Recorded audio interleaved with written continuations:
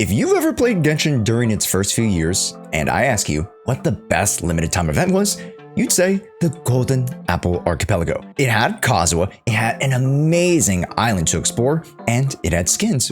Like, what more could you ask for? It had Kazuha, it had an island, and it had skins.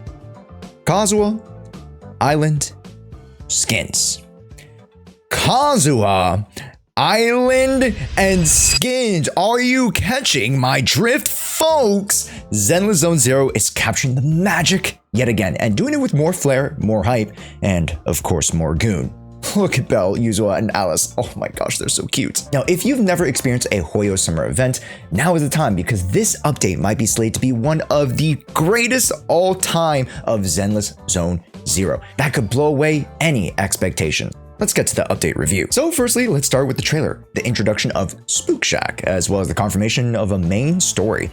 This continuing the plotline of the insane lore drop that Yijiang was reanimated and will now be our main antagonist. Most folks thought this update was going to be filler, myself included, and I thought I wasn't missing out much when I went to LA for the Anime Expo. Was I very, very wrong. And not only are we getting a new story, we are getting 2 new areas in the Saloon Bay and Fantasy Resort. Exactly what you were expecting from a Floridian beach on a casual Tuesday. This place looks amazing and will be the host to the limited events that are going on this patch. But before we get to those, let's actually go in order and talk about the characters and banner. Like this video, give it a thumbs up right now if you are liking what Zenless Zone Zero 2.1 is serving up. And now, take it away, Josh. Alrighty, let's go over Ukinami Yuzuha, our very first physical support character. She is looking absolutely adorable, of course, and let's actually take a look at a few of her skills. Firstly, that being her EX special, the Cavity Alert. She actually has a different form when she parries, the Cavity Alert something something, but all of these adding to her little gumdrop points at the top, and those gumdrop points will allow her to perform aftershock attacks. These aftershock attacks allowing her to potentially lead up into a new form of attack that converts her aftershocks into the same element of the on-field character. This will allow you to build up more anomalies with the on-fielder character. So let's say you have Miyabi, so you can get you can literally get Frost. So she can be a Frost contributor, which is absolutely insane. So characters like Miyabi, and I'm even thinking characters like Yishuan, which is such a weird character to bring to the mix. But you know, I could see a Yishuan, Vivian, and Yuzuha combo, which would be freaking insane. I'm very curious, so we'll be testing more about that. But not only that, Yuzuha has some very interesting abilities, not only just with the aftershock, but she also has a parry. I don't know if they're going to be able to show that, but I guess here is the chain attack, which looks absolutely adorable. Yeah. Up, here we go, the basic attack. Okay, so we are going through the basic attack, and I believe the parry is based on the basic attack, so hopefully we get to see that in a little bit. Okay, and also if you see those like little blue attacks, those are the elemental attacks that she does when your character also inflicts, you know, a certain elemental type. Very nice, and we're building up. We're using that like fun little aftershock stack as well as the double attack. Here we go. That's the parry. Okay, the Tanuki cloak. Okay, for sure. Oh, so you can actually hold it for quite a bit. That looked like a second or 2 seconds. That's pretty nice. And the ultimate. Oh, tag team. LeBron. Boom. Oh my god. I love the lob to the dunk. It is so freaking cute. And I believe the ultimate not only, you know, grants you a bunch of damage, grants you the little gumdrop stacks, but I believe it recovers energy, but I'm not terribly sure. But there's something extra to that ultimate skill that's really, really good. Yes, now we're getting to Alice. Perfect. Alice. Now, people are sleeping on Alice just because she is supposed to be the version 1.5 of Jane Doe, but I'm not gonna lie, her attacks are so stylish. They're so freaking cool. I don't know if I could, you know, I was gonna just get the character alone, but I might have to get the W engine. So as you guys can see, her core passive, which we're talking about right now, talks about the stacks, the 3 bars at the top that she accumulates. And by using those, she's able to use her chain attack, I believe, right after she does that weird parry attack. So she'll slow down time, and oh, as you can see, she consumes those stacks and performs the combo into the chain attack. Boom. Wow. The POV is so freaking cool. It is so freaking cool, and her attacks are incredibly flashy, as you guys can see. She farms aura, she just tosses her sword away and then just grabs another one. Bro.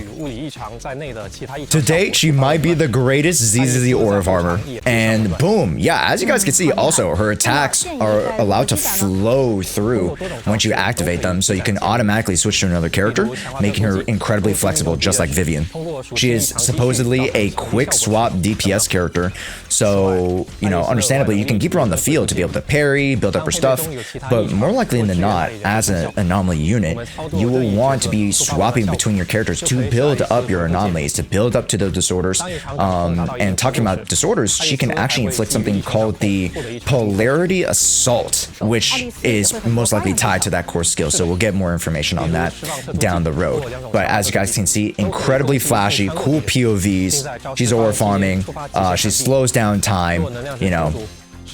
And I believe she has 2 different EX attacks, as seen right here. She has 2 different types of EX attacks. I don't know how you activate them, but we'll find out if you guys go check out our YouTube channel for the early access guide content. We actually give you guys the guides 1 week in advance, so make sure you guys are keeping in touch with our YouTube channel. And now let's start with the banners. Phase 1 is going to be Yuzuha and her apple, the Metanukimorphosis. That's a cute name. Okay, so the Metanukimorphosis, I assume it has something to do with anomaly mastery, anomaly proficiency, and then we have Alice with her practice perfection. This one is weird looking. It honestly kind of reminds me of like the Miasma, or like I don't know why. It's just a weird W engine. I think when it opens up, it'll resemble something that's akin to her, you know, artistic style or aesthetic, but yeah, that one's the weird one. I don't know about that one. It's just a legit ball with swirls. But just like we called, Miyabi is going to be showing up during the anomaly patch, which makes sense, as well as you know, Yanagi. And funny enough, Miyabi shows up with Yuzuha, Yanagi shows up with Alice. They're gonna work like peas in a pod. Like, if you guys do not have at least 2 or 3 of these characters by the end of this patch, you guys just actively did not want them at all, okay? Because we'll go over the polychrome count in a bit, but these characters are extremely valuable, and you will want to pick them up for the future. Now let's dive deep, get it, into the other pieces of content. During the limited summer event, we have minigames, surfing, shooter Osu, and team fight tactics with Bang Boos. Yeah, I'm not a fan of auto chess, but I'll learn it so that I can dominate with these Bang Boos. And if it's co-op, count me in for a Twitch live tournament. Talking about Twitch, make sure to go over and follow as we go through a bunch of updates, give you guys Zenless Zone Zero account reviews, and host fun collabs live. We actually just held one with the VA to Ambi, Sam Slade. And I plan on doing a bunch more cool stuff for this summer, so make sure you're tapped in. Then come the event rewards. Firstly, the skin sets. We're getting the amazing Bell and Y skins for free, which show way more skin than any of the Genshin ones did. And oh, did I mention the skin? Because Yuzuha and Alice are just so adorable in their This has to prove to Hoyo that we are fiends for summer skins and are ready to risk our lives, pension, and retirement funds to grab these. Then to round out awards, let's talk about polychromes, because we are projected to get a potential 110 free-to-play polychromes, which is honestly amazing for a quote-unquote filler patch. This is being provided by a bunch of regular events, limited time events, introductions to newer endgame modes, and of course just daily and monthly grinding. Then a reset to Endless Tower. which was a game mode touched back upon in 1.4 or 1.5. This game mode never saw any more meaningful updates, but I'm glad that we're getting to round out some of the several endgame modes that they provide to make this experience a bit more rough and hopefully more engaging for us higher end players. And now we get to the quality of life updates, which I heard from other folks in the sphere that they were simultaneously not as excited yet curious about some of these updates, so let's just go through them really quick. First, we're getting a map indicator, which can help proxies to traverse the Lemnian Hollow, which for many of us is a huge plus, since I keep finding myself pressing M a ton when I jump into a new area just to get my bearings straight. As well, they've added a favorite button to the quick menu, so that we can start the HIA and outposts whenever you need to hit up them for farming stages. Second is customizable controls for the controller players. I know I flipped the order on that from the live stream, but this is incredible for controller players to be able to map out things to make these commands more comfortable for them to execute sick combos and strings of attacks. And third, if you hated the temple management simulator, well, you're not going to like this update as they expanded the prize and optimized more of the temple. And finally, during Notorious Time, we can choose to just skip over the buff selection.